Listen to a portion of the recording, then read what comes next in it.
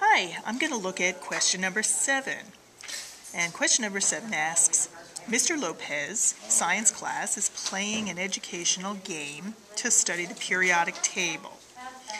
He gives Tron a card with some clues to help him identify a particular group on the periodic table. And here are the clues.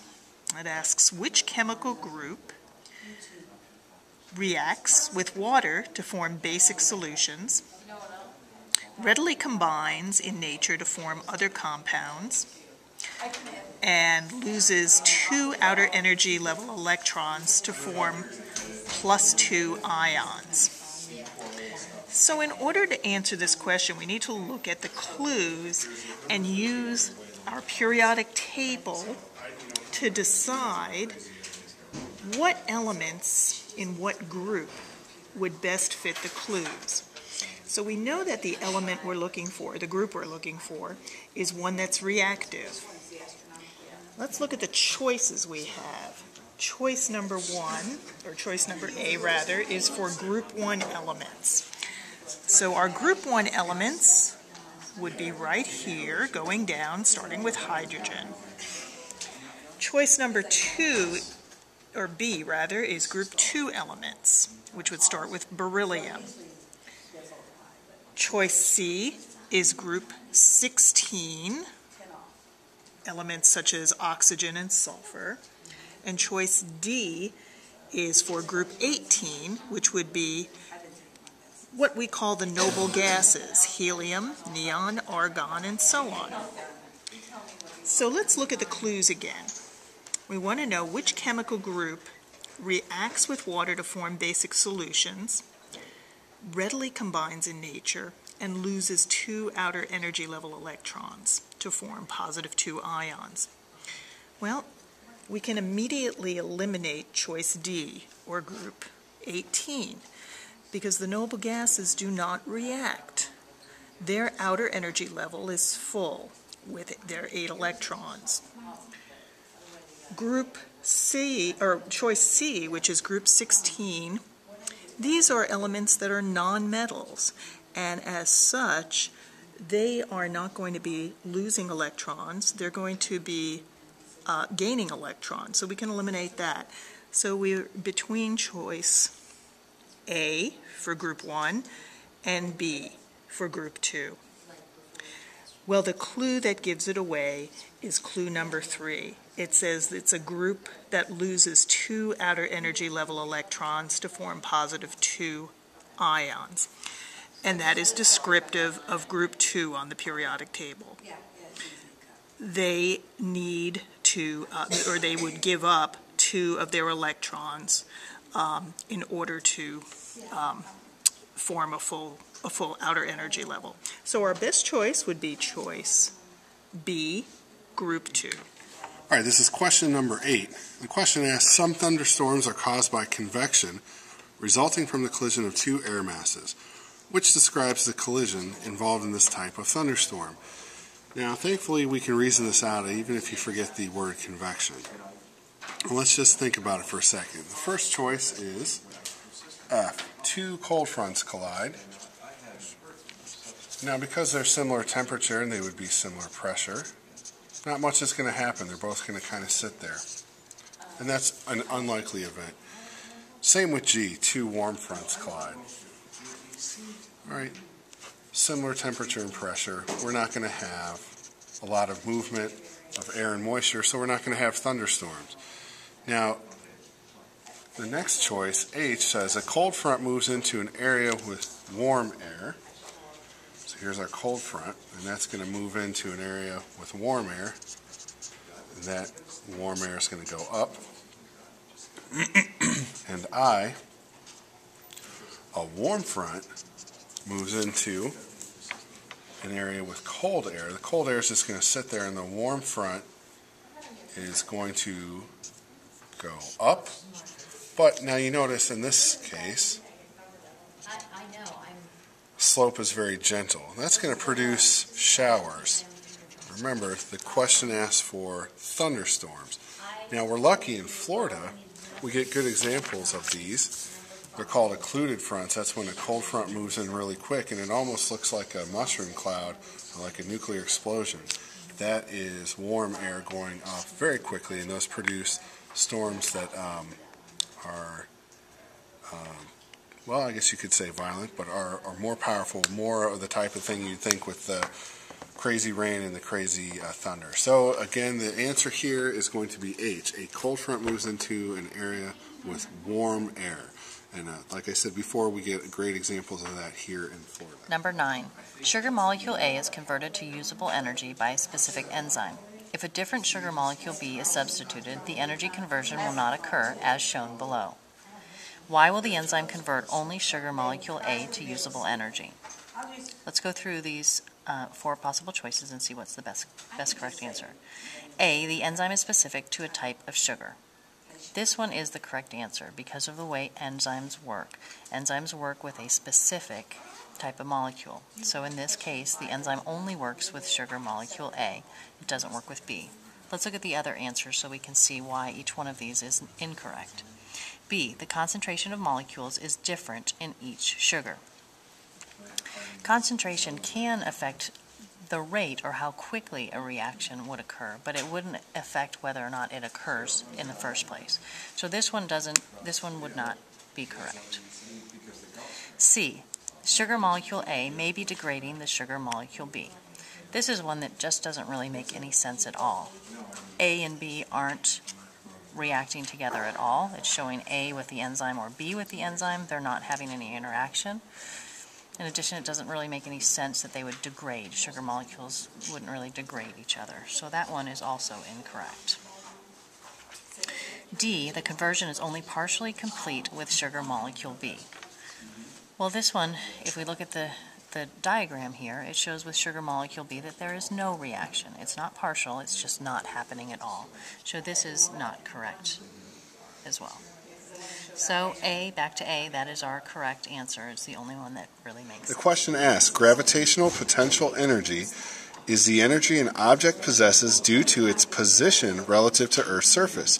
Which of the following involve a conversion of gravitational potential energy into electric energy? The choices are solar cell generators, nuclear power plants, wind electric generators, and hydroelectric power plants. Well, solar cell takes energy from the sun and converts that into electricity. Well, let's go back to the question that asks conversion of gravitational potential energy. So in this example, we know that F is wrong because nothing is falling.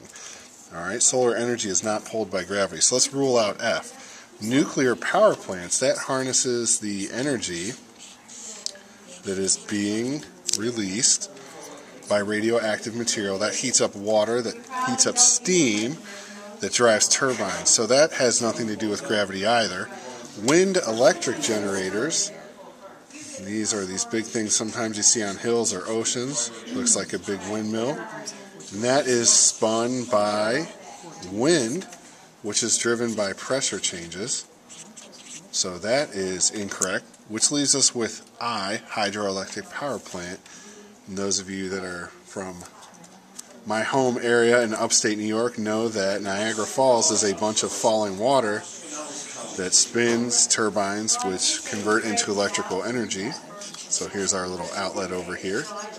So this motion of the water falling, which is pulled by gravity, drives the turbines, which creates electricity. Our correct answer for number 10 is I, hydroelectric power plant.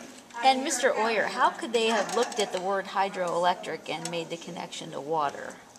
Well, we know that hydro, the prefix here means water. So water is used in this example to create electricity. Again, think about the force. And this question is asking, what is the force that's driving this energy creation? The first one, it was solar radiation. And then the second one example was nuclear power. And the third was wind, which is really just a change in pressure. So gravity is the only correct answer. In 1890, 60 European starlings, a species of bird, were introduced. That means that they were added into the ecosystem when they didn't already exist, to New York City. There are now more than 200 million European starlings in North America. Which of the following is the most likely outcome of the increased population of European starlings? Well, let's look at our choices. We could have an increase in non-renewable resources. We could have a decrease in the number of native birds, a decrease in the number of the predators of the birds, increased food sources for the competing bird species. Well, let's talk about number one first. Number one is talking about non-renewable resources. Non-renewable resources, by definition, don't make more of themselves, so we're never really going to see an increase in non-renewable resources. We're only going to see a decrease. Now we're talking about an increase in the number of native birds, a decrease in the number of native birds, or a decrease in the number of predators of the birds. So let's take a look at our ecosystem. Here we have a native ecosystem. We have some trees, we have some berries, which would be a food source. Here's a cardinal over here, that's a bird that we typically see in Florida, and here's our introduced European starling. Well, nature by itself is probably not going to produce more trees very quickly. I mean, that would happen over a long period of time because they are a renewable resource, but it takes a while for a tree to grow from a seed. So basically, we're talking about a fixed amount of resources. We have a fixed number of trees at this point. We have a fixed number of food. So if the starlings are increasing in population, as the question says they are, but the food sources are not increasing, that's going to mean that there's going to be less food available for the native birds. So we're probably going to see, unfortunately, a decrease in the native bird species. So B is actually going to be our correct answer.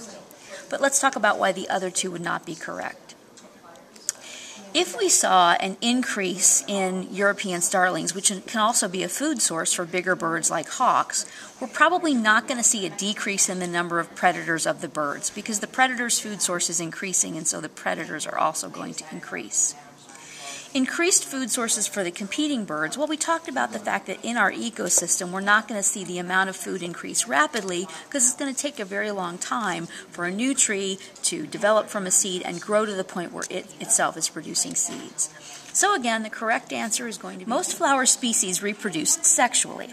A particular flower has a normal chromosome number of 38. The pollen grains of the flower contain sperm cells. During sexual reproduction, what is the number of chromosomes present in a sperm cell before the sperm cell joins an egg to form a zygote? Well, there's a couple of words that we need to look at as being really important. One is the fact that they're reproducing sexually, because sexual reproduction means the combination of a sperm cell, which is mentioned here, and also an egg cell to form a zygote. That's how that happens. They also mention that you've got a flower with a normal chromosome number of 38. Now, when we see the word normal, we're talking about the chromosomes that exist in the body cells. So that's going to be 38. And if we look down here at the picture, I've got a flower. Here's an expansion of a particular cell. Remember, the chromosomes are in the nucleus of the cell. So I've written 38 because there's 38 chromosomes in the nucleus of that cell. The question mentions that the flower is going to form pollen, and pollen is basically plant sperm. So pollen is sperm. So the question is, how many chromosomes are going to be in the nucleus of the pollen sperm? Well, you may have remembered that when we're talking about sexual reproduction, the body has to go through a process called meiosis. And meiosis is a type of cell division that actually reduces the chromosome number. It cuts the chromosome number in half.